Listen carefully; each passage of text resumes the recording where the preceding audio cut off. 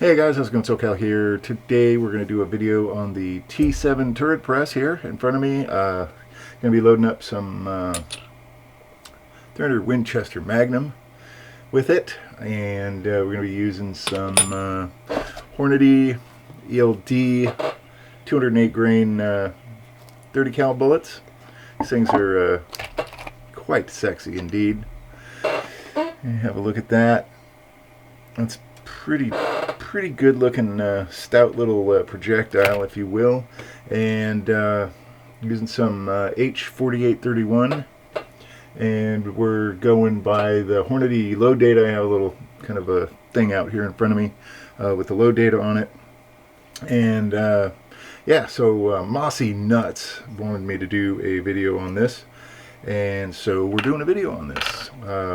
Wanted to check out the Redding T7, so I'm using the Redding T7 just for this purpose because it's a little more accurate. You have a lot more control, and not to mention corresponds with the powder scale very nicely. So this is the press. Here's how the turret works. It's got a nice ball in there that kind of indexes each position.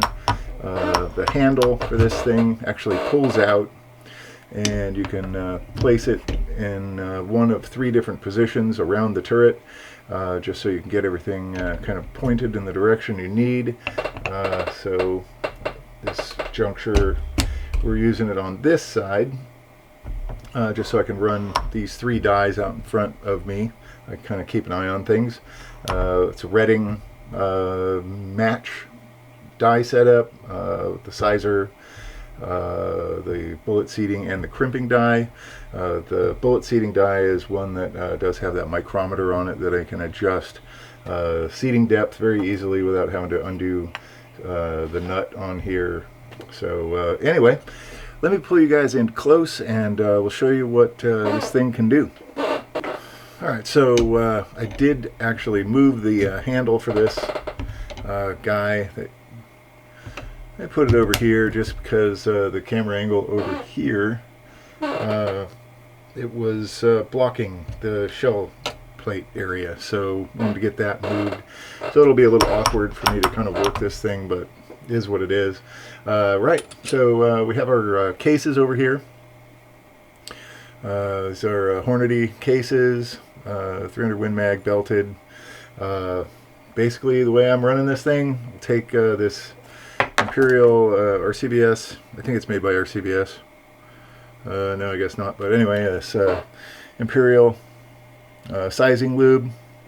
It's just like this wax. If you've not used it, it's a lot easier to use on individual cases, but it's just kind of like it's solid but greasy, if you will. So basically what I do is just take my finger, just swipe it across the top. You can see there's like not goopy stuff on here, and I'll just twist the case like this. Super easy, and it doesn't leave the case all gunky. We'll go into machine. We'll set it up on the sizing die. These are already sized, so I'm just kind of showing you this. You just run it up there. Then to prime it, basically this little handle down here, you're going to pull it back. It's going to empty one primer into a little cup, and when you push out, you can see kind of right here, you can see a little primer in there, and you just lift the handle a little bit, push this in until it stops, and then you're going to give it a nice ginger push forward, get that primer seated. Good to go there. And this is going to be annoying, but I'm going to set up this scale. There you go, 72 grains with auto repeat, and so that thing's going to fill up 72 grains of powder.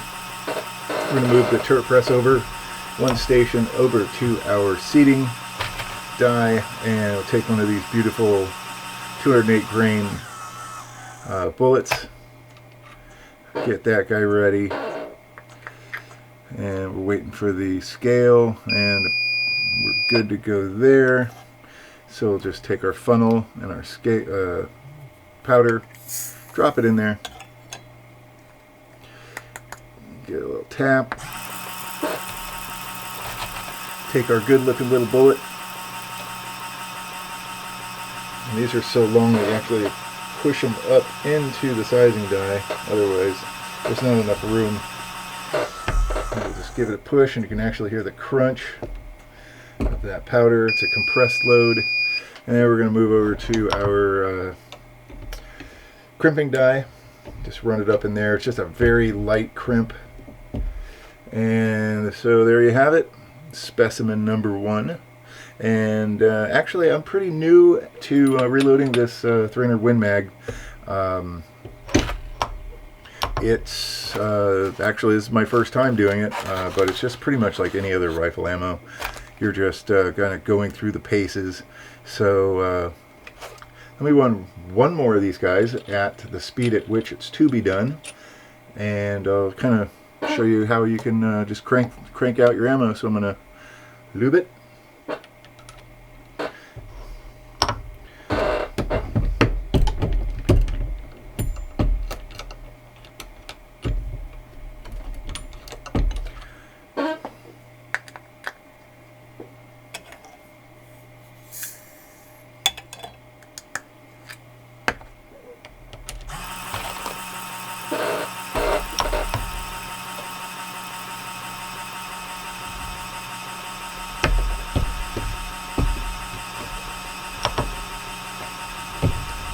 And there you go.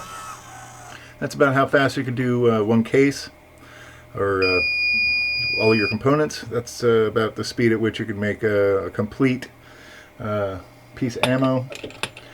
So yeah, that's about it. This machine's pretty solid.